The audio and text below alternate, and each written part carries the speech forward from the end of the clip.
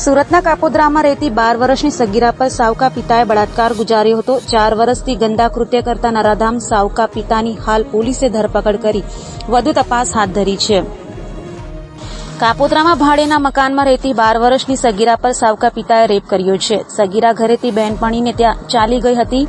આથી માતાએ આ બાબતે પૂછ્યું ત્યારે સાવકા પિતાની ગંદી હરકતોની પોલ ખુલ્લી પડી હતી। કાપોદ્રા પોલીસે સાવકા પિતા રાજુ યાદવની સામે રેપ અને પોક્સો એક્ટ હેઠળ ગુનો નોંધી તેની ધરપકડ કરી હતી। તો બાળાએ જણાવ્યું હતું કે ઘરે કંઈ ન હોય ત્યારે સાવકો પિતા સગીરાને હવસનો શિકાર બનાવતો હતો। સગીરા તેની બહેનપણીની મદદથી પિતા દુષ્કર્મ ગુજારતો હતો તે વિડીયો બનાવ્યો હતો અને વિડીયો માતાને બતાવતા આખરે આખો મામલો પોલીસ મથકે પહોંચ્યો હતો। હાલ તો પોલીસે નરાધમ સાવકા પિતા રાજુ યાદવની ધરપકડ કરી વધુ તપાસ હાથ ધરી છે।